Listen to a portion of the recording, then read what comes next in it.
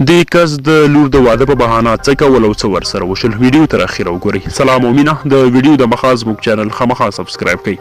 په فاریاب کې امنیتي کسانو هغه کس نیول چې سرتیري به یې له خپلې لور سره د واده په بهانه غولول او خپل کور ته به یې بیول او بیا به یې طالبانو ته سپارل. د فاریاب امنیه قوماندانۍ ویان کریم یورش وایي د صوفي حیات الله په نوم دا کس د سې شنبې په ورځ هغه مهال نیول شوی چې غوښتل یو سرتیری له خپلې لور سره د نکاح په پلمه کور ته بوځي او بیا یې طالبانو ته وسپاري. یورش زیاته کړه حیات الله د شیرین تګاب اوسیدونکی دی او شپېته کلن دی. نوموړی وایي حیات الله د طالبانو د جلب و جذب مسؤل هم و.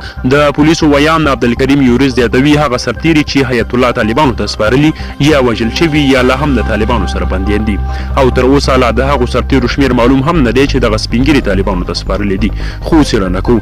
موږ ته دغه کس په خپل جرم اعتراف کړی دی چې دی به سرتیري پیدا کول او هغه به یې په دې چل کور ته راوستل چې د لور واده درسره کوم او بیا به یې طالبانو ته سپارل.